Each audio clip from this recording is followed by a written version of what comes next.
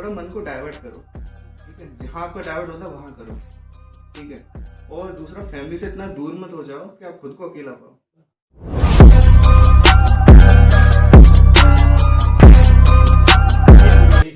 Welcome to series of तू फोड़ेगा। तो आज मेरे साथ एक स्पेशल गेस्ट है और एक स्पेशल एस्पिरेंट है जिनकी कहानी आज तुमको मोटिवेशन देगी कि ये कर सकते हैं ना तो तुम भी कर सकते हो। तो मेरे साथ मेरे दोस्त, मेरे भाई, आज एक स्पेशल फ्रेंड मृदुल श्रीवास्तव सारस्वत हैं। So Mridul, So Mridul, welcome to the show to फोड़ेगा। Thank you. So यार, पहले तो अपने इंट्रोड्यूस कराओ, तुम कहाँ से हो, किस डिपार्टमेंट से हो?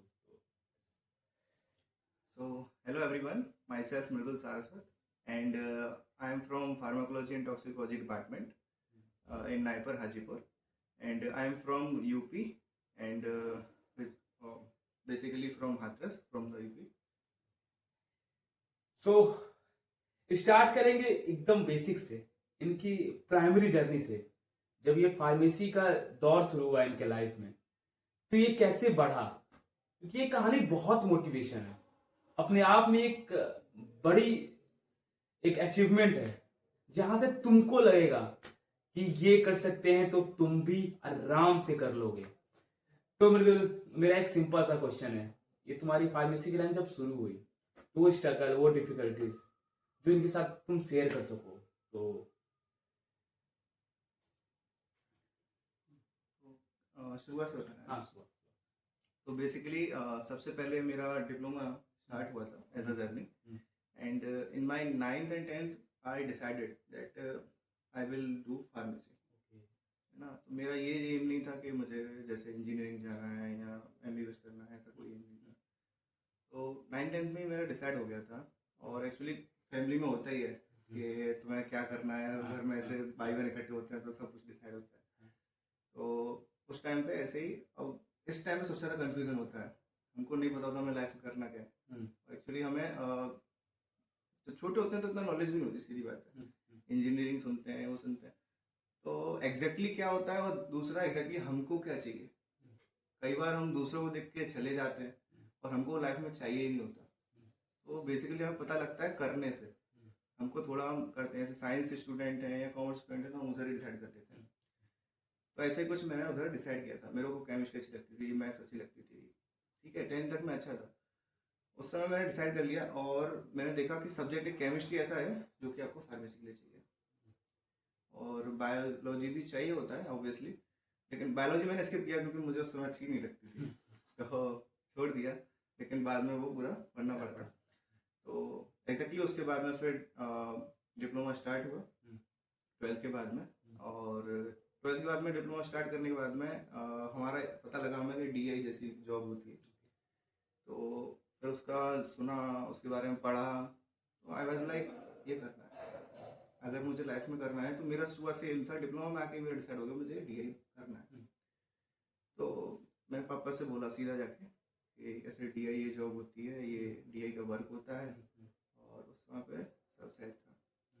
बट कुछ होता है ना, अपन लोग ऐसी स्थिति नहीं थी कि डिप्लोमा के बाद में आगे करा सको, प्राइवेट कॉलेज करा पाओ।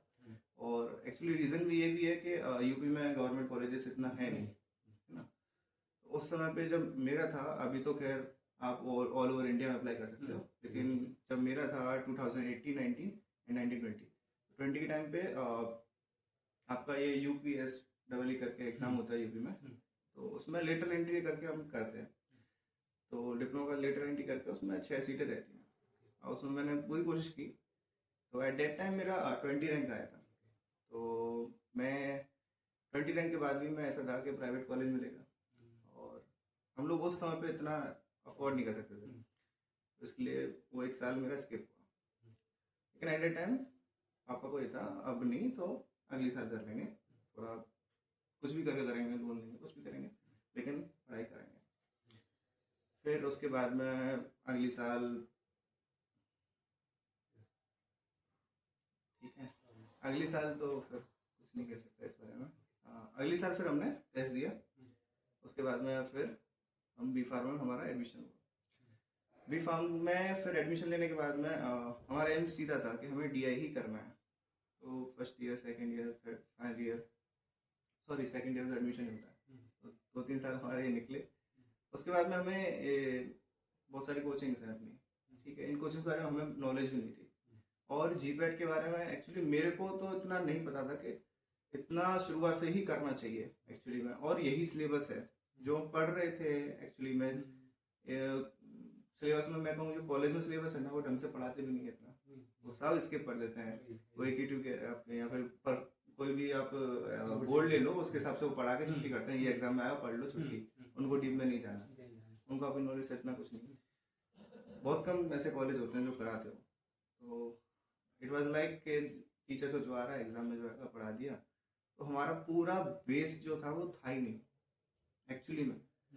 जो मेरे को नॉलेज थी वो डिप्लोमा लेवल की अच्छी थी, क्योंकि मैं उस समय अच्छे से रीडिंग की थी। लेकिन यहाँ पे आके और एक्टिविटीज इतना बढ़ गई तो सेल्फ स्टडी के लिए टाइम नहीं था। दूसरा, मैं उस समय घर पे था, तो मैं स्टडी के लिए टाइम निकाल लिया करता था। बाहर रहना, बाहर अपना फिर करना, मैं अपना खुद ही खाना बनाना, कुछ भी करना, तो सारी चीज़ें मैं खुद करता था, तो पढ़ने के लिए थोड़ा टाइम कम मिलता है एक्चुअली। और कॉलेज का टाइमिंग भी बढ़ जाता है एक्चुअली में, तो वो सब चीज़ें रहती थी। तो उसके बाद में बैचलर्स हो गया, ठीक है, मैं अच्छे से एग्ज़ाम दिया, कुछ भी किया, लेकिन हमको वो चीज़ें क्लियर कभी नहीं होती थी। याद किया, रट लिया, पढ़ लिया, लिख दिया, ऐसा रहता था। बेसिक्स क्लियर होना मतलब कोई भी चीज़ मतलब आपको समझ में आ गई, आपसे कभी पूछ रहा बता दो, ऐसा होता है। लेकिन उस टाइम पे ऐसा है, उसके बाद में लिखा, भूल गए, उस चीज़ को आपने तरीके से याद ही नहीं किया, आपने ऐसे याद किया हो कि कभी पूछ लो। अब एग्ज़ाम आया 2024 में, फिर हमने सोचा कि हम फॉर्म भरते हैं, लेकिन उस हिसाब से मुझे लगा मेरी प्रिपरेशन है ही नहीं। और मैंने अपना सेल्फ स्टडी के लिए कोर्स भी ले लिया था फॉर GPAT। मैं लास्ट ईयर में ले लिया था मॉड्यूल्स, लेकिन उसके लिए कभी मैं प्रिपेयर ही कर पाया। और एक्चुअली 2024 में मेरा क्या कहते हैं प्लेसमेंट हो गया। मेरा प्लेसमेंट हो गया, तो एज अ मैं अपॉइंट हुआ था clinical research coordinator at impulse में, अजमेर में। तो अजमेर में जो है काफ़ी अच्छा एक्सपोजर रहा क्लिनिकल रिसर्च को लेके। और ड्यूरिंग माई ट्रेनिंग पीरियड था शुरुआत में, तो ट्रेनिंग पीरियड में मैंने ये देखा कि हम वर्क कर रहे हैं, जॉब वाकई में अच्छी है। क्लिनिकल में आप जॉब जाओ, उसमें क्लिनिकल फेज के ट्रायल रहते हैं, आपको उधर वर्क करना रहता है। और बेसिक वर्क था क्लिनिकल रिसर्च कोऑर्डिनेटर, जैसे कहते हो ना एक तरीके से MR जो मार्केटिंग की नींव एक तरीके से होता है, उसके बिना काम नहीं हो सकता। ऐसे आपका ये CRC है, clinical research coordinator clinical research में। तो मेन वर्क था उसमें, स्टडीज़ में जैसे डॉक्यूमेंटेशन होता है, डॉक्टर होता है, ये सब चीज़ें रहती हैं। एक अच्छा एक्सपोजर था ये। उसके बाद में मुझे ये लगा कि मैंने बी फार्मा कर लिया, लेकिन अब मैं इसमें अगर आगे अगर मैं ऐसे ही चला जाऊँ, तो आई वाज लाइक कि हमारे ऊपर इतने लोग हैं, और मतलब इतना पढ़ने के बाद भी मुझे ऐसा लगा कि मैं कुछ भी नहीं स्टक। हाँ, ऐसा लगा कि अभी बाकी है बहुत कुछ, अभी कुछ किया नहीं। आई वाज लाइक कि मैं अगर इधर रहा तो मेरी जो पढ़ाई है मैं सब भूल जाऊंगा, और बस मेरे को यही आएगा, और उसमें जिंदगी में फिर कुछ इसको लेकर कुछ रहेगा नहीं मेरा आगे। आई वाज लाइक कि मुझे अभी और करना है। तो मैंने घर पे बात की। मैंने सबसे पहले मैंने प्लान बनाया था कि मैं साइड वाइज ऐसे एम कर लूँगा, तो ये डिग्री तो फैमिली लाइक करना है तो अच्छे से करो। GPAT आपका भैया को, मतलब फैमिली को पता था, भैया को पता था, तो उनको पता था, तो उन्होंने सीधा बोला एग्ज़ाम की तैयारी करो और जॉब छोड़ दो।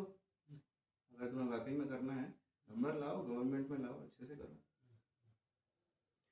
लाइक देखा जाएगा, क्योंकि उस समय इतना हो गया ना कि ऐसा छोड़ के भी देखा, तब भी ऐसा लगा कि अभी कुछ नहीं पाया, और अब इतनी चाह हो गई उन चीज़ों को देख के कि अभी और जाना आगे।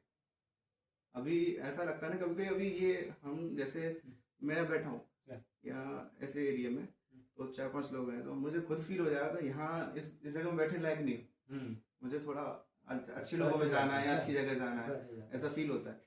तो मैं ऐसा नहीं वो जगह बुरी है, लेकिन अपने अंदर से संतुष्टि नहीं होती है चीज़ों में कि हम यहाँ इस स्टेज तक आ गए, हमें अभी और जाना। तो वो संतुष्टि नहीं थी मेरे को उधर। तो आई वाज लाइक तैयारी करनी है, तो अपना घर आगे तैयारी करी।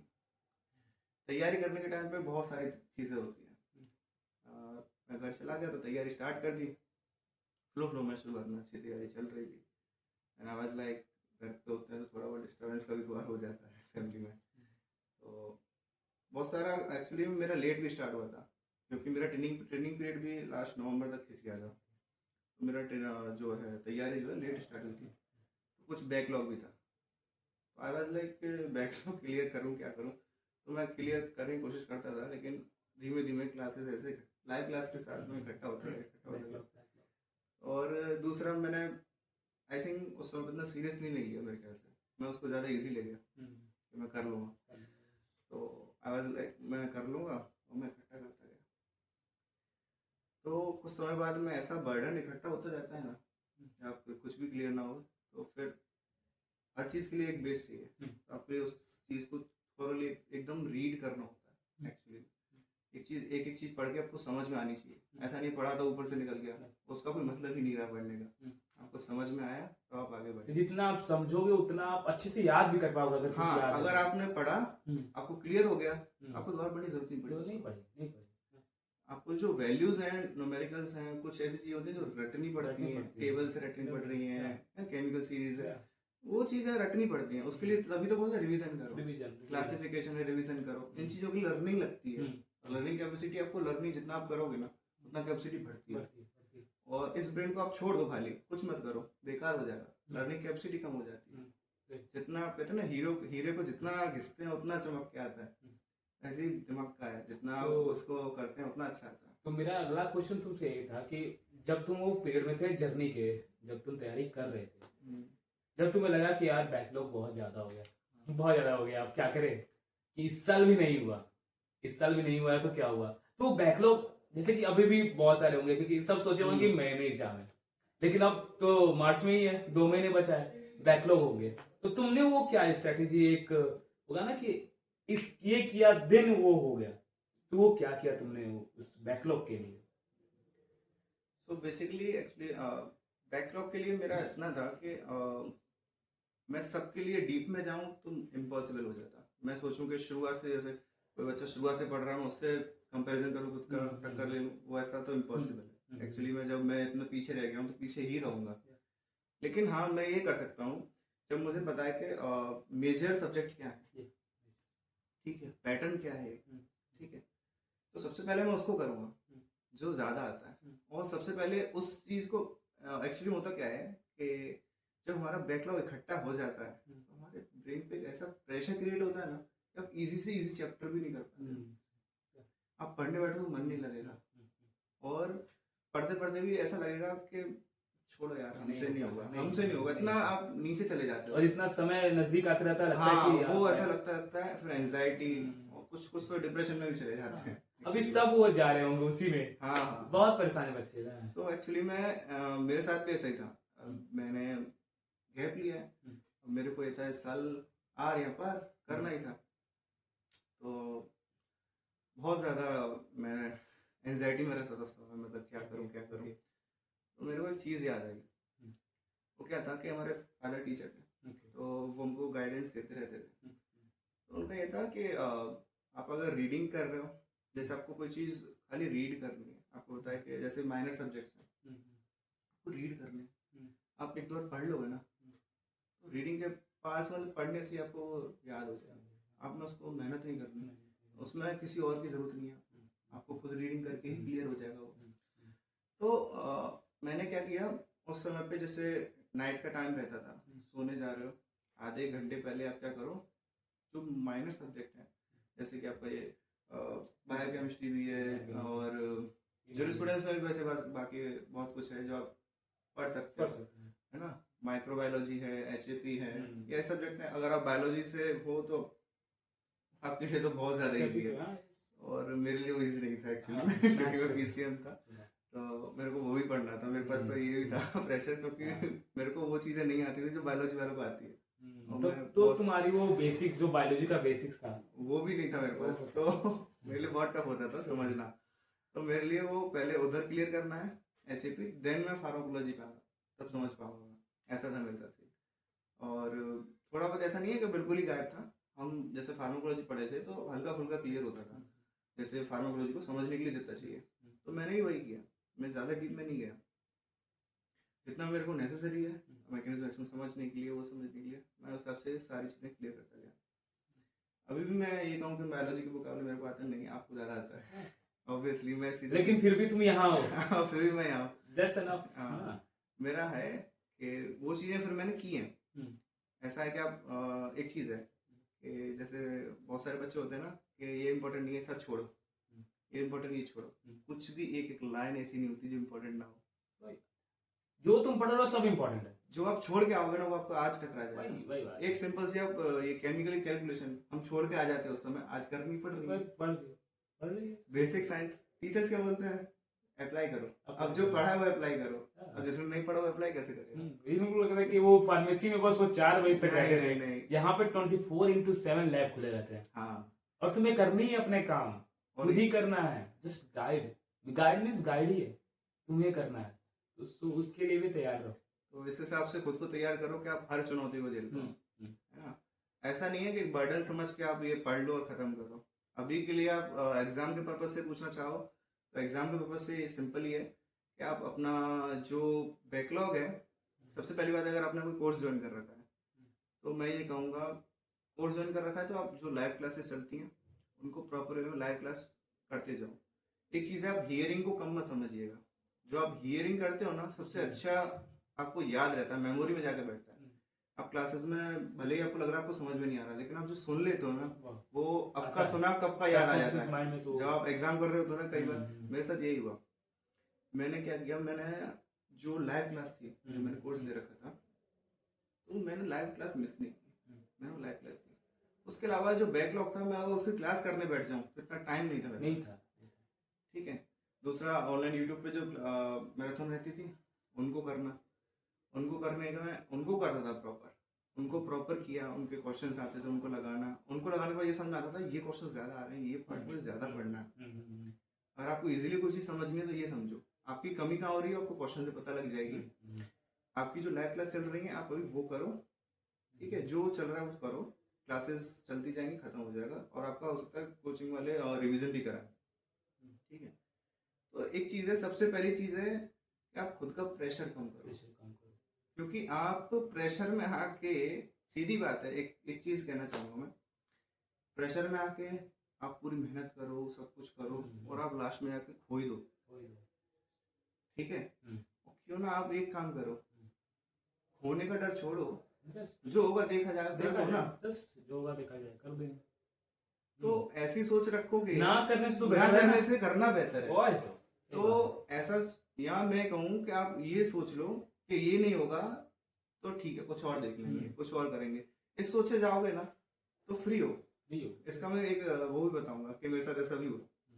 तो हुआ क्या, धीमे धीमे मैं ये कर रहा था, करने के बाद में धीमे धीमे मेरे पास एक एंजाइटी और प्रेशर इतना क्रिएट हो गया था कि मेरा 1 साल भी मैंने गवाया है। दूसरा, मुझे इस साल एडमिशन चाहिए ही चाहिए था।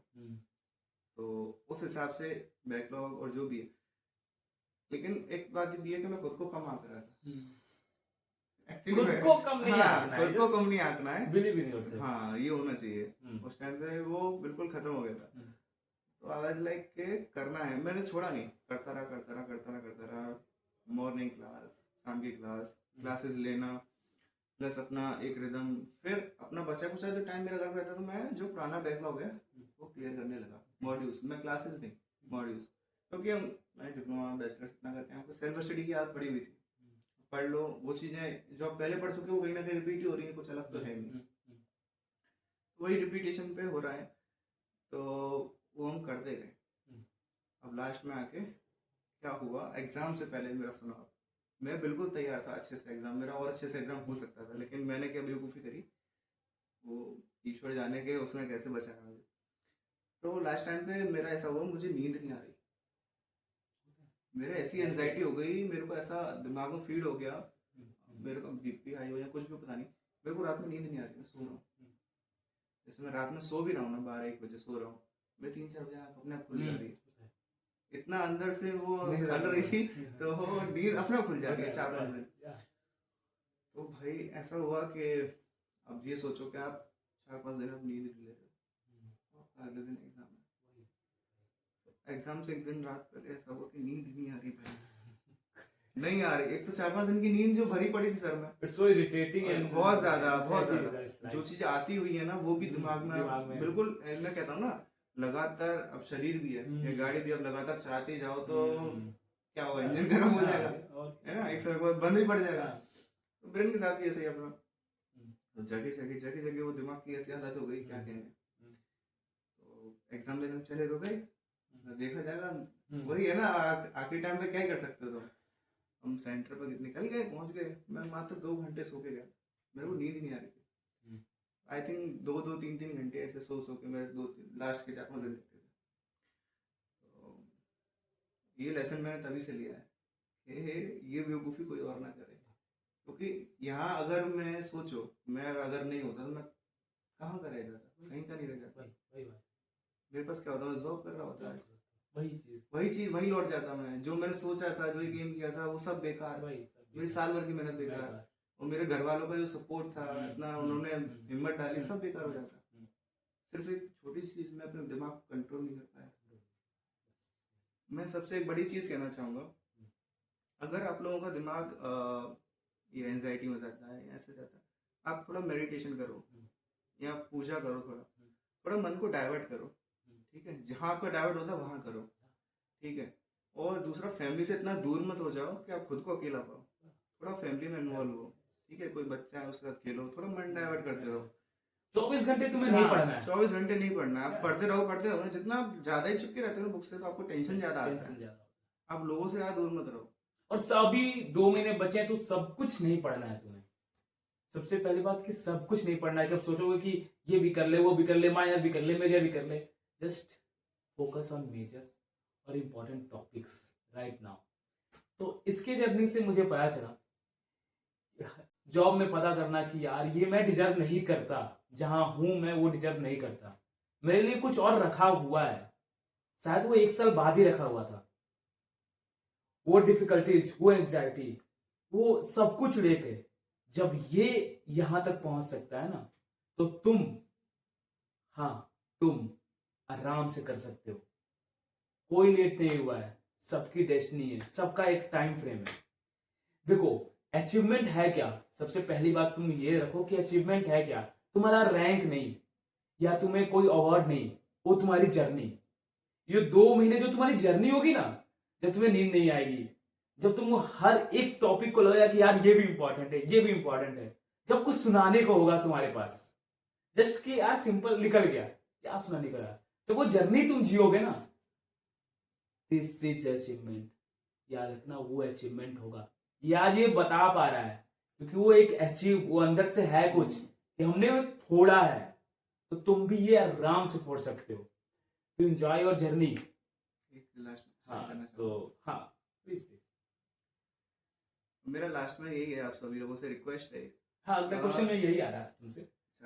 यही आ रहा था कि लास्ट क्वेश्चन है तुमसे कि 2 महीने बचे हुए हैं, कि जब तुम 2 महीने के थे, 2 महीने बचे हुए तुम्हारे में, तो तुम्हारी वो स्ट्रेटेजी क्या थी कि अब क्या करना है इस 2 महीने में? क्योंकि फॉर्म आ गया था, डेट जब फॉर्म आता है तो लगता है कि यार अब तो गए यार, अब तो करना पड़ेगा, क्योंकि नंबर कम आ रहे हैं, ये कम आ रहा है, हाँ। मेरे से आगे है बच्चे, इतना परसेंट ही होता है, 10% ही होता है, क्या होगा, कैसे होगा, जी पर नहीं हुआ तो नहीं पर नहीं होगा। तो उस टाइम तुम्हारे दिमाग में थिंकिंग क्या थी, तुम्हारी स्ट्रेटेजी क्या थी जो इनको हेल्प कर सके 2 महीने बचे हो तो? 2 महीने के हिसाब से जैसा मैंने बताया, पहले भी ऐड कर चुका हूँ कि जो आपका क्लासेस, अगर आप क्लासेस कर रहे हो, क्लासेस नहीं है, सेल्फ स्टडी हो, तो सेल्फ स्टडी के लिए तो आपके पास बहुत टाइम है। तो सिंपली यही है कि अपना स्टडी का ऐसा नहीं है कि आप लगातार लगे रहो, 2-2 घंटे का गैप, मतलब 2 घंटे पढ़ रहे हो तो 15 मिनट या आधे घंटे का बीच में गैप, है ना। तो आप जैसे सुबह उठते हो, तो सबसे पहला मैं कहूँगा कि आपका जो लर्निंग है, जैसे टफ कोई चीज़ है, तो फ्रेश माइंड मॉर्निंग में आप पढ़ते हो, सबसे फ्रेश माइंड होता है। सबसे हार्ड चीज़ जो पढ़ने की, आप मॉर्निंग में लेके आओ। दूसरा, एक स्ट्रेटेजी ये कि आप कोई रीडिंग करते हो, नाइट में आप उसको रीड करो, रीड करने के बाद में सुबह उठ के आप बस एक बार उसको देख लो। ऐसा जैसे मैं कहूँ रिवीजन करना, एक तरीके से आप रिवीजन भी करते हो ना, आप नाइट टाइम पे उसको रिवीजन करो, एक बार रात में ऐसे कुछ नहीं, बस आप एक बार ऐसे ओपन करो, ये देखो ये चीज ऐसे है, ये टेबल में वैल्यूज ऐसे ही ऐसे, एक बार वो ऐसे पन्ने दिमाग में पलटते हैं, जब सबकॉन्शियस माइंड में आएगा तो वो एग्जाम में तुमको पता चलेगा वो पलटता है। हाँ ये चीज है, ऐसा लगता है कि क्या ही बता क्या रहे ही हैं, बताया, लेकिन वो एग्जाम में पता हाँ, चलता है अरे यार ये यही बता रहे- डिफरेंस पैदा करेगा, हाँ, याद रखना कि ये चीज कितने काम की कितने है। काम की है। आप जैसे नाइट में इसको एक बार करो, हाँ। एक बार सुबह उठ के एक बार और, मैं कहता हूँ कंप्यूटर की तरह से पन्नों में ऐसे आप एग्जाम करोगे ना, वो पन्ने आपके सामने आ जाएंगे। लास्ट टाइम में तुमको लगा कि यार ये सब ये आता है, ये भी आता है, सब आता है हमको। एक्चुअली मैं सच्ची बताऊँ, मेरे साथ क्या होता था, जैसे मैं पढ़ रहा हूँ कभी कभी, तो मेरे को ये तो क्या करता था, इस पन्ने पे इस साइड में ये चीज लिखी हुई है, होता है ऐसे। अगर क्वेश्चंस भी आए तो समझ में आया था कि ये 239 ये इस पेज पे, हाँ ये ऐसे ये था। लिखा हुआ था। तो Yes, होता है। बिल्कुल याद आता है। वही रिवीजन इज द तो की। बिल्कुल रिवीजन आप जितना करोगे उतना अच्छा। तो मॉर्निंग और नाइट ही आप रिवीजन का रखो। बाकी जो टफ है उसको मतलब मैं कहूँगा जो मेजर सब्जेक्ट है आप उसको मॉर्निंग में लो, है ना। जो आपकी क्लासेस हैं, क्लासेस नहीं है तो फिर रेगुलरली आप ऐसे कर सकते हो, ब्रेक ले लेके आप अपना पढ़ते जाओ, ठीक है ना। और एक टाइम आप उसमें रखो कि आपको एक क्वेश्चंस वाला टाइम रखना है। अब तो एग्जाम्स की भी टेंशन नहीं है, मई में एग्जाम होता है, अभी तो मार्च में हाँ, हो रहा है। अब तो बहुत अब ज्यादा तुम पढ़ो यार। हमारे तो यार एग्जाम्स के बीच में जीपेट था, वहां पे जस्ट सोच रहे हो, और हमारा जो सेंटर था वो इतने दूर जाना, जनरल में जाना, मैं तो जनरल में गया था, वो अगले दिन एग्जाम दिया, वहां पे इतनी गर्मी, तुम्हारा तो गर्मी भी नहीं है यार, हमारी इतनी गर्मी थी, पंखे नहीं चल रहे थे सेंटर पे, फिर भी हमने दिया है, फिर भी हम यहाँ पे हैं, तो आराम से हो जाएगा ना। तो एक इम्पोर्टेंस है वो मॉक टेस्ट और टेस्ट का क्या इंपॉर्टेंस है, वो एनालाइज करने का क्या इंपॉर्टेंस है जो तुमने किया हो और तुम्हें पता चला हो उससे। एक्चुअली मॉक टेस्ट मैंने लिया था, और जो टेस्ट लास्ट ईयर का एक तो लास्ट ईयर के क्वेश्चन पेपर थे वो लिए थे, तो लास्ट ईयर क्वेश्चन पेपर से उससे पैटर्न पता लगता है कि आपका मेजर कौन सा सब्जेक्ट आ रहा है और किस किस पार्ट से ज्यादा आ रहा है, ये भी है। तो वो सब आपको पता है तो वहीं आप ज्यादा फोकस करो। और मैं कहता हूँ कि आपका ज्यादा टाइम नहीं है ना, आप उन्हीं क्वेश्चन की प्रैक्टिस करो। कोलॉजी सुटिक्स ऑर्गेनिक, हाँ, जस्ट ये तो आपको करना ही है। अगर आप सबसे पहली बात है जो आपको पता है जो मेन आने वाला है उस पर ज्यादा फोकस करो ना। आप जो छोटे मोटे सब्जेक्ट है आपको जो अच्छा लगता है उसकी तरफ नहीं भागना है, ठीक है। जो आपको आता है वो तो आप रिवीजन करके साइड से निकाल लोगे, सुबह शाम का टाइम निकालो, उसमें निकाल दो जो आपको आता है पहले से। जो नहीं आता उस पर ज्यादा फोकस करना है, ठीक है। जो पढ़ा उसको तैयार करो, पहले पढ़ लो थोड़ा, फिर क्वेश्चंस को अटेम्प्ट करो। आप अटेम्प्ट करने के बाद आप कहाँ लैग कर रहे हो वो सोचो, फिर उसको अलग करो कि ये आपने ये गलती करी, ये किया, फिर उसको आप एक और बार टेस्ट करो। इससे क्या होगा, जो गलती थी वो सुधरेगी, ठीक है ना, और आप इंक्रीज करते जाओगे, वो कभी गलती दोहराओगे नहीं। हाँ, एक ऊपर से आप मैराथन भी कर रहे हो, मैराथन भी कर तो रहे हो, क्वेश्चन जितना रिपीटेशन में करते हो ना, जितने क्वेश्चंस तो होगा एग्जाम टाइम में क्वेश्चन आया ना आप सीधा आंसर लगा दोगे। लेकिन एक चीज ध्यान रखना, क्वेश्चन को ढंग से पढ़ना, कि क्वेश्चन में उसी क्वेश्चन में कुछ ना कुछ थोड़ा चेंज करके, और पूरा आपको नॉलेज है सब कुछ है लेकिन फिर भी गलत करवा देंगे। तो ये भी ध्यान रखना, हमेशा क्वेश्चन को जल्दबाजी में नहीं करना है, अच्छे से पढ़ो, उसको याद करो क्या क्वेश्चन कह रहा है, पहले तो वो समझ जाओ, फिर उसको याद करो कि आपको आता है नहीं आता, ठीक है। नहीं आता छोड़ दो, सब कुछ नहीं, आगे बढ़ना जरूरी है। लाइफ हो चाहे टॉपिक हो, आगे बढ़ जाओ तो सब हो जाता है, आराम से हो जाता है। ये आपका ये टाइम ऐसा उसमें सेट नहीं है कि आपको इतने मिनट में इतने क्वेश्चन करने फिर आगे बढ़ना है, ये आपके लिए अच्छी बात है। कई सारे एग्जाम में ऐसा है कि 15-20 मिनट में इतना सेक्शन होगा, फिर आगे का एग्जाम होगा। जीपेट होता है ना इसमें है, हाँ जी, okay, GPAT section A B C ये इस तरह से है, मैं भूल गया, सॉरी। तो इसमें ये है, तो जनरली मैं कहूँगा आप उस क्वेश्चन में आप टारगेट बना लो, उसमें से मुझे इतने करने ही करने। और शुरुआत में आप ये नहीं है कि आप एक क्वेश्चन या दूसरा क्वेश्चन आप उसमें अटके रह गए, जो क्वेश्चन आता जा रहा है पहले वो करते जाओ, और फिर फर्स्ट क्वेश्चन पे फिर आप आओ, फिर उनको करते हुए आओ। उसमें भी ये है, आप जैसे करते हुए आ रहे हो ना क्वेश्चन, पहले करते हुए जो आ रहे हैं आसानी से एक बार में क्लियर, क्योंकि इजी क्वेश्चंस भी आते हैं, ऐसा नहीं है कि बहुत टफ आते हैं। इसलिए उनको पता होना चाहिए ये टफ नहीं आता है, बस बेसिक्स अगर क्लियर रखोगे ना, सारे सब्जेक्ट के बेसिक्स, जस्ट आराम से हो जाएगा। तो जैसे आप क्वेश्चंस करते हुए आ रहे हो, पेपर टाइम को बता रहा हूँ, जब आप अटेम्प्ट कर रहे हो, अटेम्प्ट करते टाइम में आपको सबसे पहली बात है माइंड को फ्रेश करते हुए जाना। 7 से 8 घंटे की नींद, या और ज्यादा ले सकते हो, और ज्यादा लो, जितना आप अच्छे से माइंड फ्रेश कर सकते हो, स्ट्रेस नहीं लेना, बिल्कुल स्ट्रेस नहीं, ठीक है ना। तो ज्यादा से ज्यादा क्या ही होगा, एक बात आप समझो कि जहां आपने कुछ नहीं पढ़ा था कोई डर नहीं था, और जहां आप इतना पढ़ लियो आप इतना डर रहे हो। समझ पा रहे हो आप? तो ये सब समझ लेना कि डरता वही है जिसको आता है। क्योंकि वो सोचता है मैं गलत ना करूँ, गलत ना लो, सही बात। इसको नहीं आता वो तो चला ही जाता है। चला ही जाता है।